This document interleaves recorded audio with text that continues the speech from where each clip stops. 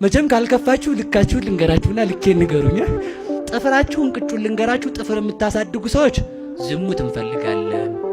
ጥፍራችሁን ቀለም የምትቀቡ ሰዎች ከኔ ጋር የሚከተለኝን ወንድ ሁሉ አስተናግዳለሁ ማለት ነው። ቀድሞ ምን ያደርጉ ነበር መሰላችሁ? ልብሳቸውን ይቀዱ ነበር፣ በኋላ ጠይቁኝ ለማለት ማለት ነው። የእናንተም ቀሚስ ፍልቅ ነው። ፍልቅ ብላችሁ ያመጣችሁት ፋሽን ማለት ነው። እሱ ምን ማለት ነው?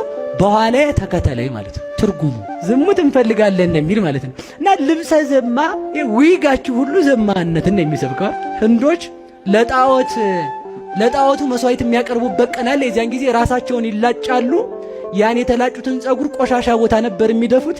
የሆነ ሰዓት የኔ ዝናብ ዘንቦ ዝናብ ያጠረው ጤፍ የሚመስል ጸጉር ያላቸው ሰዎች መቀጠላቸውን ሲያዩ ማሽን አስገብተው አጥበው መሸጥ ያዙ። ለምንድን ነበር የሚቆረጡት? ለጣዖቱን ለማክበር ማለት። እኛ ደግሞ የምንቀጠለው ለምንድን ነው? ሰዎች እንዲያዩን እኮ ነው። ይሁኝ ጸጉሬ ያማረ ነው እንዴ? ምንም ትርጉም የለም ማለት። ለምሳሌ ጥያቄ ልጠይቃቸዋል። እዚህ ጋር ቪ የምታረጉት እንደዚህ ኦ የምታረጉት ጡታችሁን እዚች ጋር ባላዋን አየት እንዲያደርግላችሁ ሰው የምታረጉት እንደ ወንዶቹ የኔን ጡት እንዴት ነው የሚያዩት ነው። አሁን ደግሞ ሴቱ በጣም እንዳትቆጡኝ እንጂ መቤቴን አትቆጡኝ ማለት ካርቶን መቀመጫቸውም ካርቶን ሆኗል። አሁን እንደው እኮ ይታል ሰው መቀመጫን እንዴት ነው የሚያየው? ጥፍራችሁ የሌላ መቀመጫችሁ የሌላ ከንፈራችሁ የሌላ እንዲሁ ጸጉራችሁ የሌላ እናንተ ምን ሆነ ማለት ነው?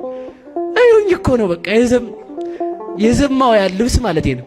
በተሰጣችሁ አጊጡ። በቃ እኔ አታጊጡ አይደለም ያልኩት፣ ግን ያን ስናደርግ ምንድነው ትርጉሙ ማለት አለብን።